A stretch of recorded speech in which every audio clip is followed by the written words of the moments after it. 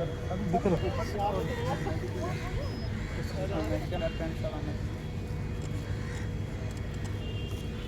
इसका दाम कितना है? इसका 50 लक्स है। ये डेप्थ कितना मेजर का? ये 40x40 में लमसम 150 आपको बता लो। अच्छा है उसको ये वाला जो MCB है इससे कनेक्ट किया, ठीक है। और ब्लू को हम लोग रिसीवर में कनेक्ट किया। यहाँ पे देखेंगे तो लिखा हुआ TX लूप आउटपुट मतलब ट्रांसमिशन रेड वाले से होगा, है ना। और ये RX इनपुट लिखा हुआ है, यानी कि रिसीविंग का इनपुट जो होगा वो ब्लू वाले से होगा। ये जो काला वाला बैटरी है इससे इंस्ट्रूमेंट पावर ले रहा है, और ये जो दोनों बैटरी है इससे हम लोग ट्रांसमिशन करवा रहे हैं। दोनों का अंतर समझिए। इंस्ट्रूमेंट को ऑन होने के लिए भी कुछ पावर चाहिए और लूप से करंट भेजने के लिए अलग से पावर चाहिए ना, इसीलिए ये दो साइड में बैटरी है। यहाँ तक तो किसी को कोई डाउट नहीं है, होता है तो पूछते जाइएगा, है ना। अब सब लोग पीछे से ही देख सकते हैं, आगे से आप लोग को दिखाई नहीं देगा कि इसका इंटरफेस में है क्या। तो इसका इंटरफेस में ज़्यादा कुछ है नहीं। एक जगह पे है आपका TX लूप का साइज पूछा हुआ है, length into breadth into turn. तो हम लोग लेंथ लिए थे 40 मीटर्स, ब्रेथ था 40 मीटर, और एक ही बार घुमाए तो 14 तो 14 तो 1 हुआ 1600 स्क्वायर मीटर, है ना। दूसरी बात है यहाँ पे एक सैंपल रेट बता रहा है, तो आप कोई कार्व प्लॉट कीजिएगा तो उसमें आपको XY वैल्यू के हिसाब से कार्व प्लॉट करना होता है ना। जितना आप XY वैल्यूज का नंबर बढ़ा दीजिएगा, कहने का मतलब है जितना आप ज़्यादा नंबर ऑफ पॉइंट लीजिएगा उतना स्मूथ कार्व आएगा आपका, है ना। ये सैंपल रेट जो है उसी के ऊपर है कि कितना ज़्यादा वो हम लोगों का जो सिग्नल आएगा नीचे से उसको कितना नंबर ऑफ टाइम्स वो रिकॉर्ड करेगा, है ना। जितना ज़्यादा लेंगे उतना हम लोग का कार्व अच्छा आएगा।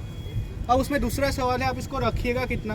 अगर मैं बहुत ज़्यादा कर दूँ तो टाइम बहुत ज़्यादा लगेगा, तो आपको टाइम भी देखना है। तो एक ऑप्टिमम ये वाला वैल्यू लिया जाता है 156,250, है ना। वो यहाँ पे 1024 लिया, हम लोग 256 में ही करेंगे कि 256 टाइम्स वो रीडिंग लेगा और उसको एवरेज आउट करेगा। रीडिंग क्या लेगा कि कितना जल्दी वो डिके हो रहा है, उसी से हमको पता चलेगा सैंड है कि क्ले है नीचे। उसके बाद ये बाकी ये जो एक कोइंसिडेंट लूप है और उसमें एक डायग्राम बना हुआ है, यहाँ पे भी एक डायग्राम है। क्या हमने जो लूप बनाया इसका भी इसी टाइप का कुछ डायग्राम है ना। तो ये जो कॉन्फ़िगरेशन है ये हुआ कोइंसिडेंट लूप कॉन्फ़िगरेशन। ये वाला जो है, ये वाला पूरा आपका रेड वाला जो लूप है ट्रांसमिशन लूप, उसके लिए हमने पैरामीटर डाला है। इस साइड में जो है ये हुआ रिसीविंग लूप के लिए। रिसीविंग का एरिया क्या मैंने 1600 दे के रखा है, 1600 रखा है ना। आप लोग को देख नहीं रहा होगा, पीछे से देख सकते हैं, क्योंकि वो भी 40x40 का ही लूप है।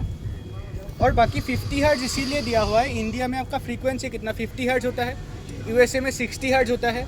तो ये जो पीछे आपको वायर दिख रहा है ना लाइन, उसका भी तो कुछ इफेक्ट आएगा।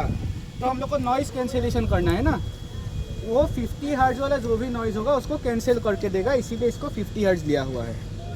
तो इसको अगर कॉम्प्लेक्स लग भी रहा होगा उतना कॉम्प्लेक्स है नहीं, बस ये इंस्ट्रूमेंटेशन का बात है। अगर आपको थ्योरी समझ में आया होगा, हमको लगता है you should be happy enough, है ना। तो अभी हम लोग इसको एक्वायर करते क्या आते देखते हैं। इसको मैं कर देता हूँ 256 एक्विजिशन में जाके एक्वायर करता हूँ।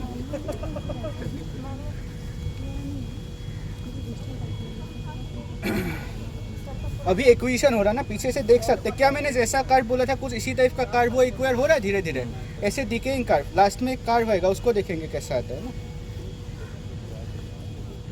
256 क्या हुआ? 256 टेक्स एवरेज लिया, वो 256 टाइम रीडिंग लिया और उसको एवरेज करके हम कर।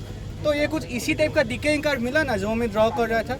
मैम आप लोग भी देख सकते हैं पीछे से आके थोड़ा सा, है ना। लास्ट का जो ये वाला पोर्शन है ये नॉइज़ है, ये नॉइज़ इसीलिए आ रहा है क्योंकि हमारे मेट्रो का भी काम चल रहा है और आसपास में थोड़ा वायर वगैरह ज़्यादा है। लेकिन वही आप अगर खेतों में कीजिएगा रिमोट एरिया में तो आपको पूरा नीचे तक एक्यूरेट आएगा, लेकिन यहाँ तक हम लोग का बहुत एक्यूरेसी है ना। तो क्या ये कुछ कहानी तो बता रहा होगा नीचे का, सैंड या क्ले भी हो सकता है, आप कह नहीं सकते हैं ना, क्योंकि आपने क्ले वाला कार्व देखा नहीं, आपने सैंड वाला भी शायद नहीं देखा होगा। क्या होगा हम लोग लास्ट में कहानी देख पातना क्या दे साइंस कॉलेज देंगे यू ग्राउंड आता है।